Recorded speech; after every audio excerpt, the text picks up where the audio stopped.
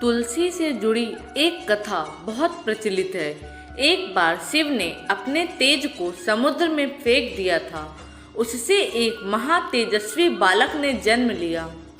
यह बालक आगे चलकर जालंधर के नाम से पराक्रमी दैत्य राजा बना।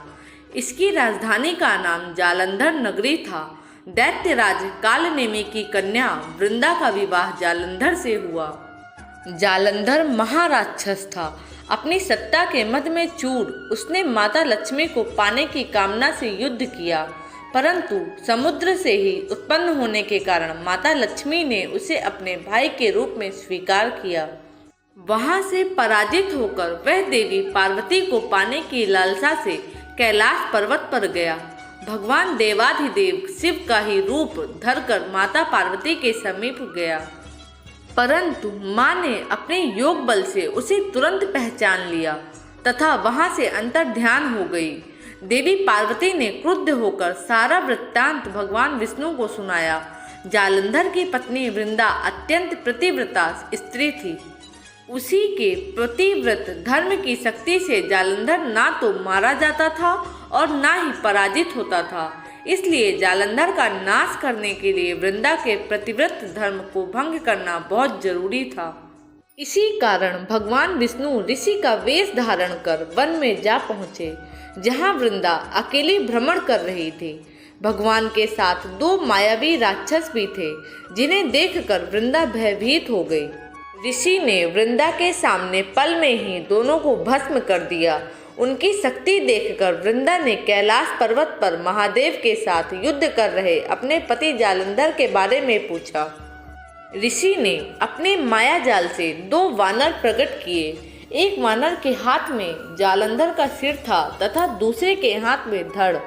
अपने पति की यह दशा देखकर वृंदा मूर्छित होकर गिर पड़ी। होश में आने पर उन्होंने ऋषि रूपी भगवान से विनती की कि वह उसके पति को जीवित करे।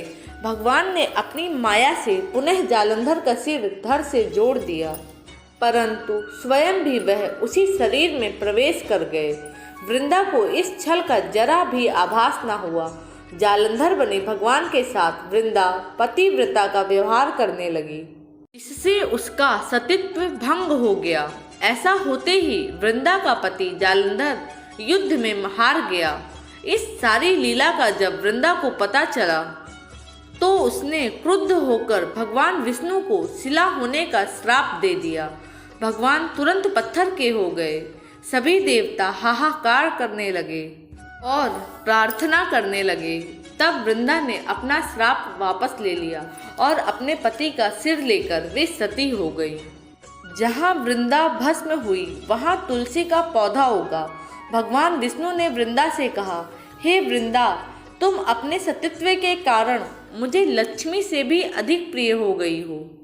अब तुम तुलसी के रूप में सदा मेरे साथ रहोगी। जो मनुष्य भी मेरे शालिग्राम रूप के साथ तुलसी का विवाह करेगा, उसे इस लोक और परलोक में विपुल यश प्राप्त होगा। इसीलिए कहा जाता है, जिस घर में तुलसी होती है वहाँ यम के दूत भी असमय नहीं जा सकते।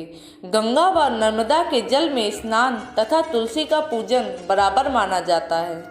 चाहे मनुष्य कितना भी पापी क्यों ना हो, मृत्यु के समय जिसके प्राण मंजरी रहित तुलसी और गंगा जल मुख में रख कर निकल जाते हैं, वह पापों से मुक्त होकर वैकुंठ धाम को प्राप्त होता है।